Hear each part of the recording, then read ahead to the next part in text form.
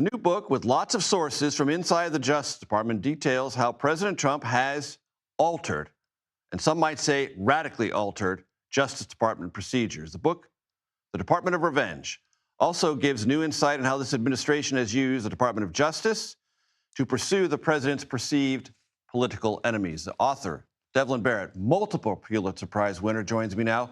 He covers the Justice Department for the New York Times. It's great to have you here. We'll get to the book in a second, but you had two really important stories recently that I want to talk about. Sure. Federal agents were told FBI will no longer investigate ICE confrontations. Where are we on that? So this went out in written form on Thursday. Both the Justice Department and the Department of Homeland Security have since said this isn't going to happen. They're not going to do it. But I think you have to keep in mind that there has been so much back and forth on federal policy of the ICE enforcement operation that I think there's just so much tension, as you already reported and covered. There's so much tension and disagreement inside federal law enforcement about these assault on a federal officer cases that I don't think this is the end of it. Got it. You also had a story about what the president said Thursday night in a primetime address about fake IDs in China. Right. So this gets back to one of Trump and his supporters' arguments about how he was supposedly treated unfairly during the 2020 election cycle. And it cites essentially an FBI informant who came forward with a pretty wild story about the Chinese government supposedly using fake IDs to try to manipulate mail-in ballots, mass produce bad ballots. One agent in Albany with a subsource who didn't even have direct information. Correct. So there was a lot of internal, within the FBI, there was a lot of internal skepticism when this report first circulated. And the Republicans argue that that skepticism is itself bias against Trump. But I think realistically, what you see here is really emblematic of how messy and murky the intelligence gathering process is. Indeed. And what the president said even went farther than this one FBI agent with a subsource suggested, which was just ballots might be manipulated. President Trump jumped to for Joe Biden. Right. And also in the speech, he frankly mangled the premise, which was that he said that they were manufacturing false mail-in ballots. That's not actually what the informant originally said in the first place. But, there is a leapfrog here of logic that goes on with some of these allegations. So I read 2/3 of the book. I spent all morning doing that.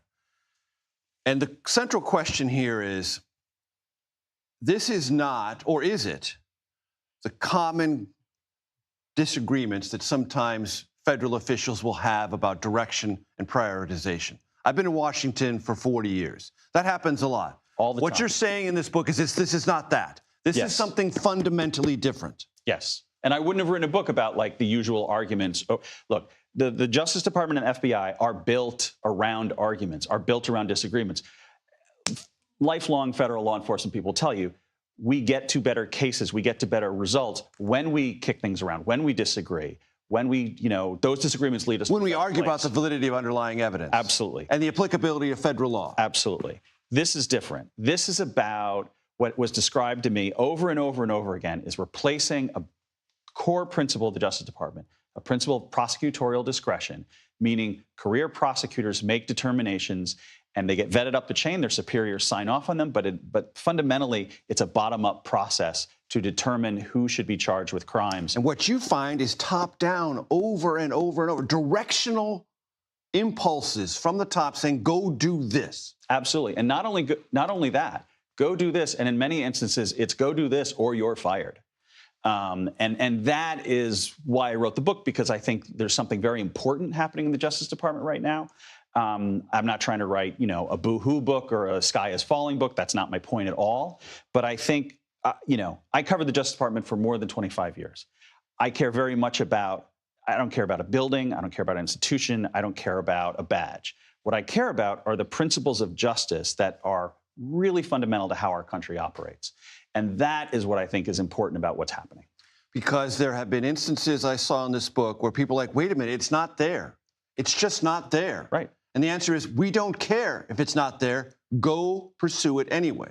And you see that in cases, in the two standout cases, which I sort of break down the cases, the first case against Jim Comey, the former FBI director, the case against Letitia James, the New York Attorney General.